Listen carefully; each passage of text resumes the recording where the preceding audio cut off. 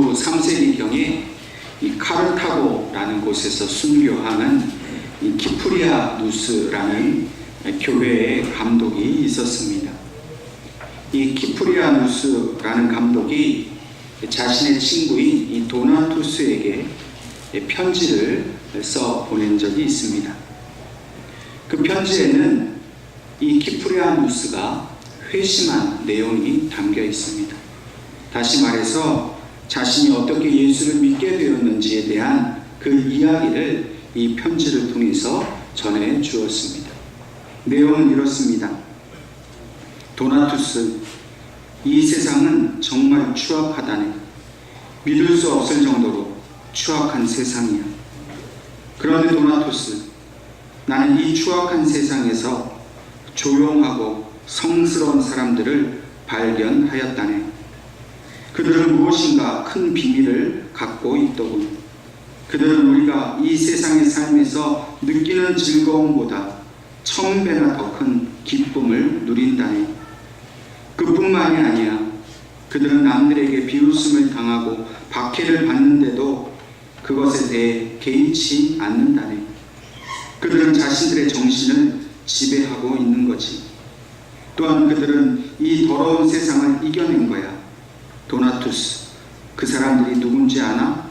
바로 그리스도인들이야. 그래서 나도 그리스도인이 되었다네. 이 키프리아누스라는 주교의 눈에 보인 그리스도인들은 어떤 사람이었습니까?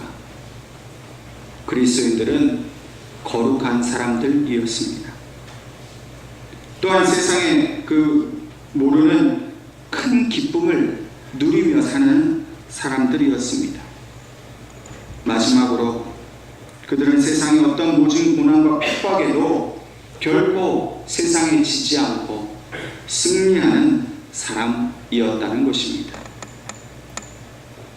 오늘 하나님께서는 오늘 우리들의 모습이 바로 그 옛날 이 키프리아누스가 보았던 그 그리스도인들의 모습과 똑같아지기를 원하고 계십니다.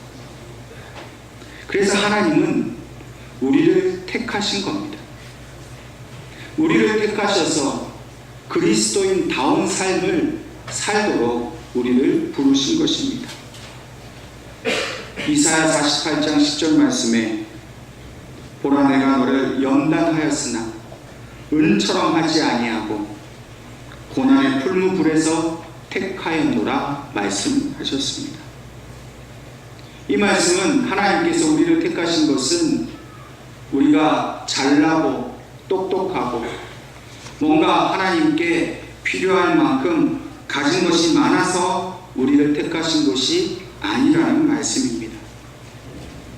우리를 연단하시기 위해서 고난의 불로 지나가게 하셔서 그 고난 가운데에서 우리를 택하셨다는 것입니다. 그러므로 우리가 겪는 고난은 우리를 택하셔서 하나님의 그 귀한 뜻을 위해 쓰시려는 하나님의 은혜라는 사실을 우리가 믿을 수 있기를 바랍니다. 오늘 본문 말씀을 통해서 예수님은 사울을 위해서 먼저 아나니아를 택하고 계심을 말씀해 주고 있습니다.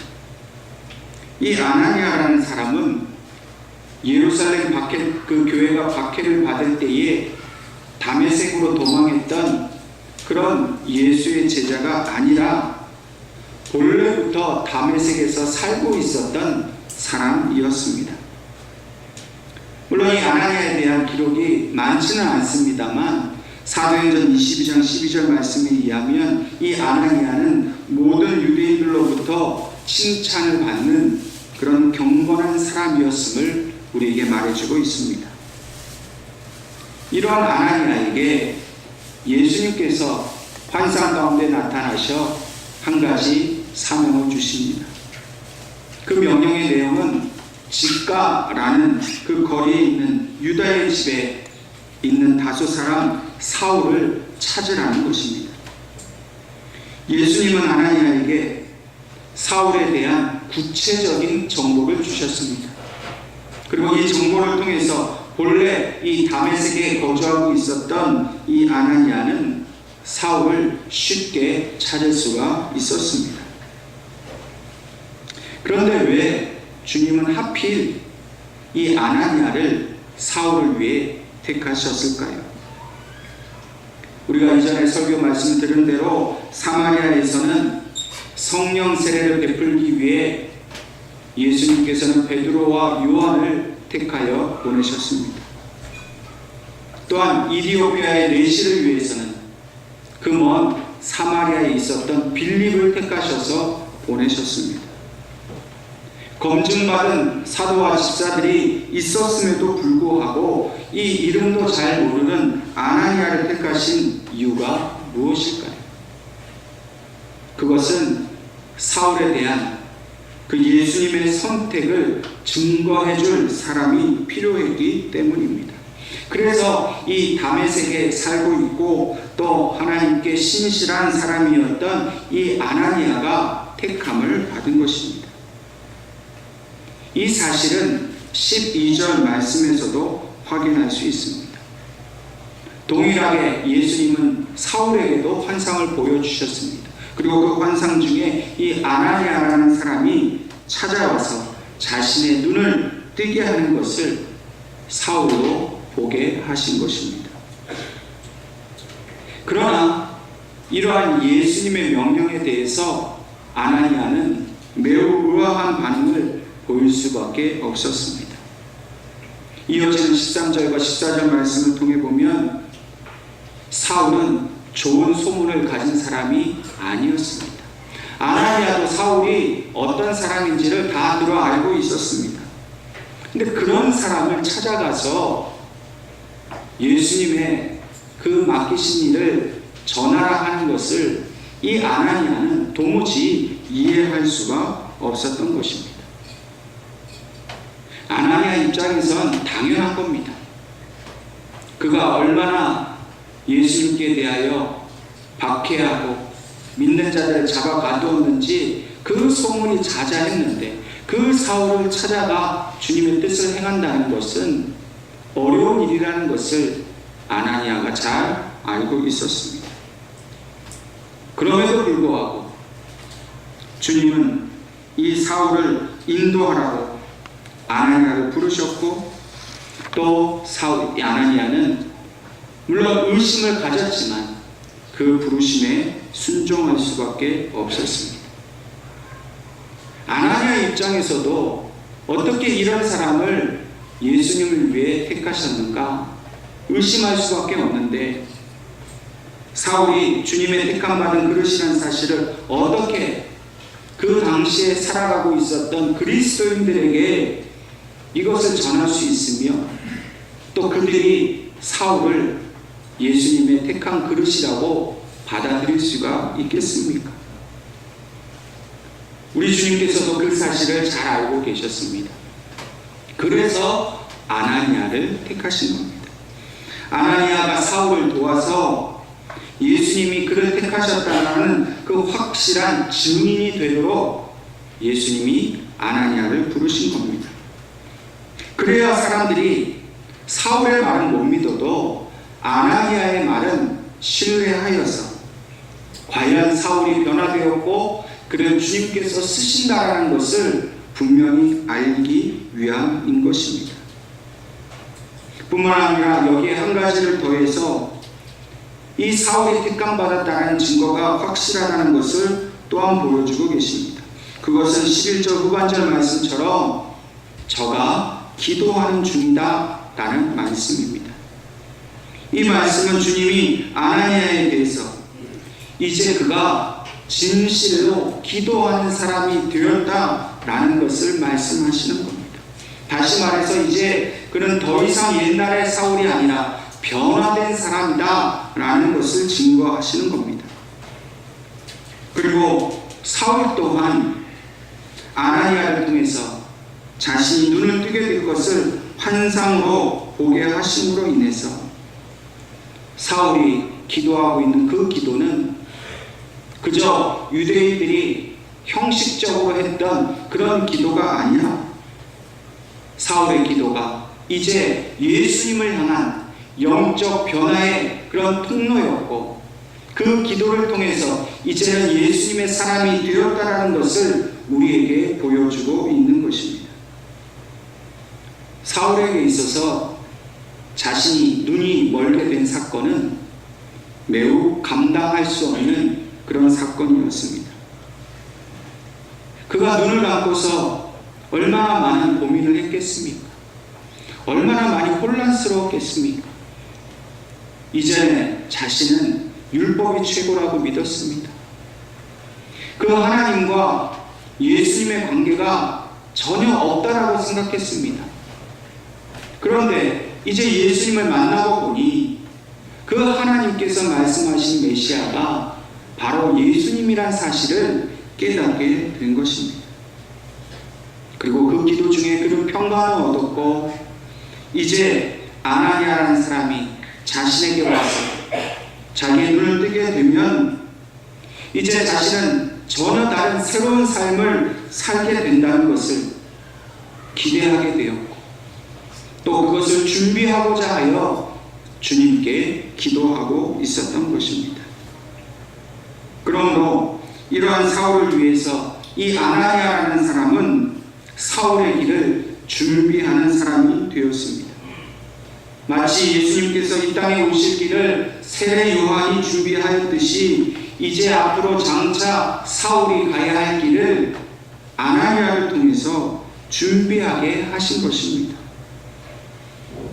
사울의 택하심은 그저 어쩌다가 한순간에 예수 만나게 되어 변화된 것이 아닙니다. 매우 어려운 일입니다. 주님을 핍박하였던 사울이 변화받고 주님의 종이 되어서 많은 사람들이 인정할 만한 그런 주님의 사역자가 된다는 것 결코 쉬운 일이 아닙니다. 오늘 우리가 예수님께서 주시는 사명을 감당하는 그런 종이 되는 것이 어디 쉬운 일이겠습니까? 말이 우리가 예수 믿고 복음을 전하는 사명자라 하지만 사실 우리 스스로 그것을 이해하기가 쉽지도 않고 또 그 사명의 부르심을 따라 살기도 쉽지가 않습니다. 그러나 분명한 것은 예수님께서는 특별한 그런 계획을 가지시고 치밀하게 우리의 삶을 오늘 이 시간까지 인도해 주셨다는 사실을 우리는 분명히 믿어야 할 것입니다. 주님의 계획이 우리에게 분명히 있습니다.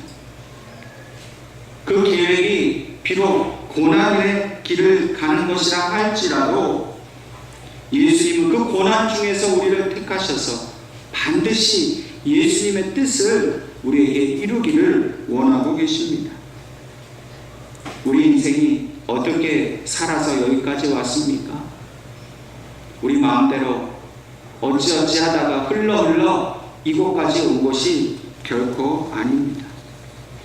이제도 우리가 살아왔던 그 모든 환경들, 또 우리가 만나왔던 그 모든 사람들 아주 세밀하게 하나님은 우리를 위해 다 그 환경을 만들어 놓으시고 우리를 오늘 이 시간까지 이곳에 인도하셨습니다.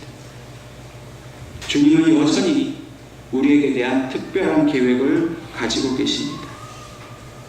근데 사실 우리가 이 아나니아처럼 우리의 삶이 정말로 하나님께 인도함을 받고 특별한 부르심이 있다는 사실이 잘 이해가 되지 않을 수도 있습니다. 왜 나 같은 사람을 택하셨느냐고 반문할 수 있습니다. 그냥 예배 잘 드리고 그냥 교회 봉사 잘하고 평범하게 세상에서 살면 되는데 왜 나에게 사울처럼 복음을 전하고 하나님 나라를 위해 뭔가 특별한 일을 해야 할 것 같이 그렇게 나를 부르셨는가? 여러분 정말로 이 사실이 받아들여지십니까? 나보다 더 잘난 사람 많고 믿음 좋은 사람도 많고 아니 목사님도 계시고 선교사님도 계신데 그런 분들이 해야 할 일을 나 같은 평범한 교인이 뭐 그렇게 대단해서 그런 일을 할 수 있겠느냐라고 우리가 그렇게 생각할 수 있지 않겠습니까? 그러나 분명히 기억하십시오. 목살에서, 선교사에서 그런 일을 할 수 있는 게 아니라 그리스도인이기 때문에 그 귀한 일을 감당할 수 있음을 믿으시기를 바랍니다. 우리가 교인 된 것, 그리스도인이 된 것, 오늘 이 자리에 나와서 예배를 드리게 된 것은 그저 예수 믿고 세상의 복만을 받기 위해서 우리가 된 것이 아닙니다. 왜 주님께서 우리를 고난의 풀무 가운데서 택하셨습니까? 그 어려움 중에, 그 힘든 중에 우리를 택하셨다면 그저 평범하게 살기 위해서가 아니라 주님의 특별한 목적이 분명히 있기 때문에 우리를 택하신 것입니다. 육신의 삶은 비록 평안하지만 하나님께 쓰임받지 못하는 인생이 아니라 비록 고난과 고통의 시간을 겪고 있지만은 그 고난의 시간 때문에 하나님께로부터 쓰임받는 것을 더욱 귀하게 여길 수 있기를 간절히 바랍니다. 저와 여러분은 하나님의 사랑받는 귀한 사명자입니다. 우리에게 맡기신 일을 우리가 발견을 하지 못한 것이 문제이지 하나님은 항상 우리에게 그 계획을 일러주고 계시다는 사실을 기억할 수 있기를 바랍니다. 그리고 우리를 이곳까지 인도하시고 불러주신 그 하나님의 은혜에 감사할 수 있기를 주님의 이름으로 축원합니다. 이렇게 사울에 대해서 의문을 제기했던 아나니아에게 주님은 왜 사울을 택하셨는지 그 이유를 분명하게 밝히고 계십니다. 15절 말씀에 이 사울을 택하심은 이방인과 임금들과 이스라엘 자손을 위한 것이라고 말씀하십니다. 그리고 사울을 주님의 그릇으로 택하셨다라고 말씀하셨습니다. 이 택하셨다라는 말씀의 원어적 의미는 전쟁에서 군사를 징집하는 것을 의미합니다. 여러분, 전쟁 중에 국가로부터, 나라로부터 군인으로 불림을 받았는데 그것을 피할 수 있겠습니까? 선택의 여지가 없는 것입니다. 나라가 불렀다면 반드시 거기에 순종해야 하는 것입니다. 예수님께서 사울을 택하셨다는 것은 전혀 피할 수도 없고 그 일을 꼭 해야만 하는 사람이기 때문에 예수님이 사울을 부르셨다는 것입니다. 요한복음 15장 16절 말씀에 주님은 이렇게 말씀하십니다. 너희가 나를 택한 것이 아니요 내가 너희를 택하여 세웠나니 이는 너희로 가서 열매를 맺게 하고 또 너희 열매가 항상 있게 하여 내 이름으로 아버지께 무엇을 구하든지 다 받게 하려 함이라. 우리가 예수님을 택한 게 아닙니다. 사울이 예수님을 택한 게 아닙니다. 예수님이 먼저 우리를 택하셨고 사울을 부르셨습니다. 그리고 그 부르신 것은 믿음의 열매가 풍성하게 하시기 위함입니다. 생명의 열매를 거두게 하시기 위함입니다. 우리가 무엇을 구하든지, 아니 우리의 욕심으로 구하는 것이 아니라 주님의 뜻대로 구하는 것은 믿음이든 축복이든 은혜든 생명이든 다 주시기 위해서 우리를 부르셨다는 것입니다. 오늘 사울의 눈을 어둡게 하셔서 그에게 새로운 비전을 주신 것은 그에게 예수님을 증거하는 삶을 살게 하시기 위함이었습니다. 또한 16절 말씀을 보면 예수님께서 그 이름을 위해 고난을 받게 하시려고 사울을 부르셨다라고 분명히 말씀하고 있습니다. 예수님이 사울을 택하신 것은 사울 그 사람을 높여주시고 그에게 영광을 보게 하시려고 부르신 것이 아닙니다. 여러분, 만약 저와 여러분이 사울과 같은 이런 영적 체험을 했다라면 우리는 아마 이 교회 저 교회 다니면서 간증하느라고 정신이 없었을 것입니다. 간증은 참 귀하고 좋은 일입니다.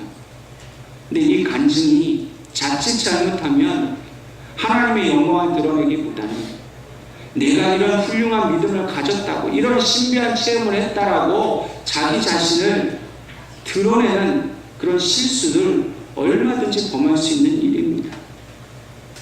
그렇기 때문에 주님은 사울 그 사람을 대단한 사람으로 만들기 위해서가 아니라 이제는 그리스도를 위해서 고난까지라도 받게 하시는, 그래서 철저하게 사울을 예수님만을 증거하는 그런 복음의 전파자로 삼으시겠다라고 분명히 말씀하시는 겁니다.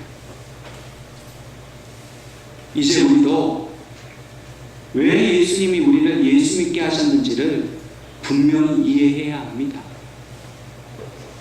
여러분, 왜 우리가 예수님께 택함을 받았습니까? 왜 내 의지와 상관없이 예수를 믿게 되었고 이 자리까지 왔습니까? 나를 통해서 예수님을 증거하기 위함입니다.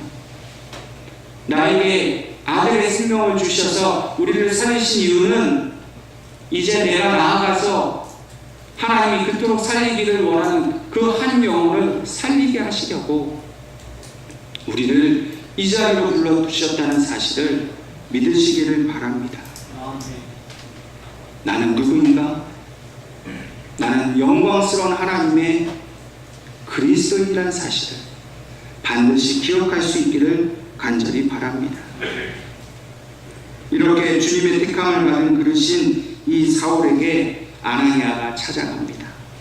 그리고 그에게 안수를 하여 주었습니다.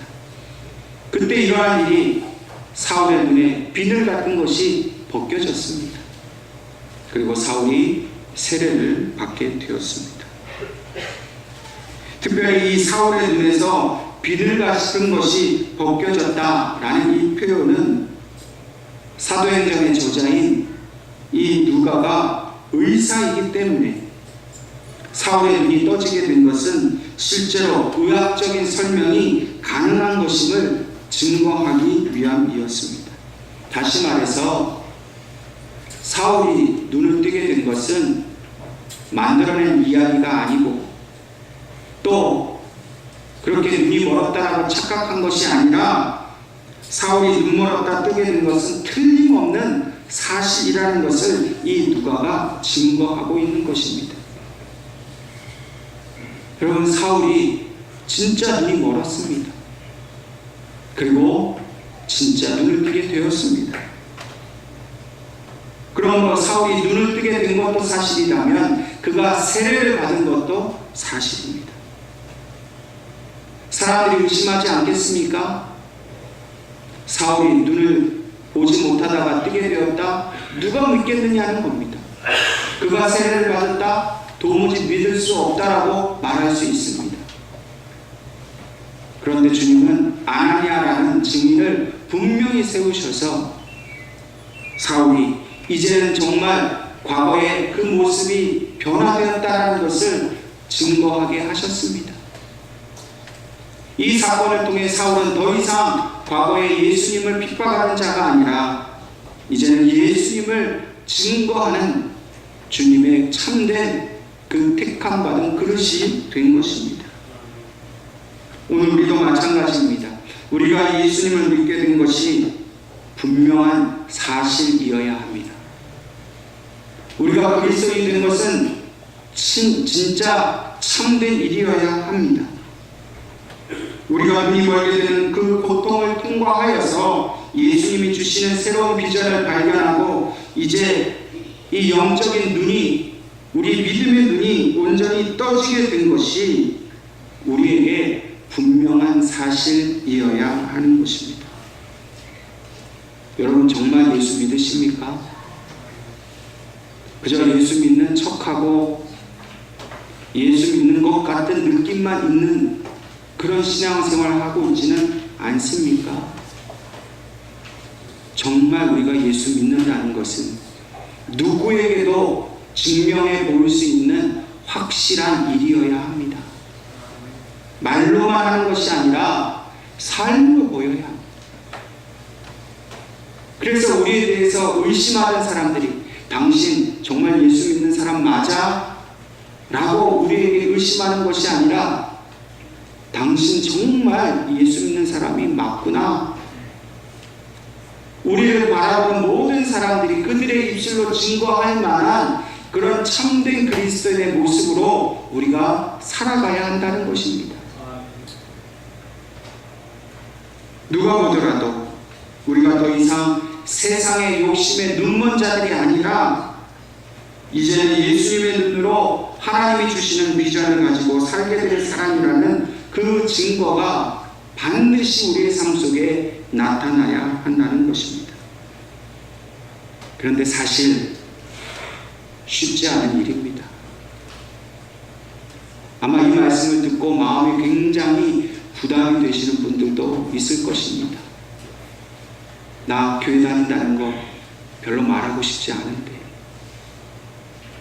나 그리스도인이라고 그렇게 확실한 증거가 없는 것 같은데, 그럼 나는 어떻게 해야 되지? 우리가 이처럼 확실한 증거를 가지고 당당하게 자신 있게 예수의 사람으로 살려면 방법은 딱 한 가지밖에 없습니다. 아나니아가 사울에게 안수하였을 때 그의 눈에 비늘이 벗겨졌고 동시에 일어난 일이 있습니다. 바로 성령이 충만하게 임재하신 것입니다. 우리의 힘으로는 그리스도인답게 살 수 없습니다. 부끄럽습니다. 자신이 없습니다. 내 힘으로 그리스도인답게 사는 것은 사실 불가능합니다. 그러나 오늘 우리에게 성령께서 충만히 임재하시면, 그 성령께서 우리 안에서 역사하셔서 우리의 인격을 변화시켜 주시고, 우리의 말을 변화시켜 주시고, 우리의 행동을 변화시켜 주십니다. 예수를 핍박하던 사울이 그가 완전히 변화된 것처럼 저와 여러분이 성령 충만한 가운데 완전히 변화된 그리스도인이 된 줄로 믿으시기를 바랍니다. 성령 충만받지 않으면, 그분이 우리 속에 온전히 역사하지 않으시면 우리는 부끄러운 그리스도인이 될 수밖에 없습니다. 저와 여러분이 성령께서 우리 안에 충만하시기를 간절히 사모할 수 있기를 바랍니다. 여러분 좀 부족하다고 느끼셨다면 지금부터 기도하시면 됩니다.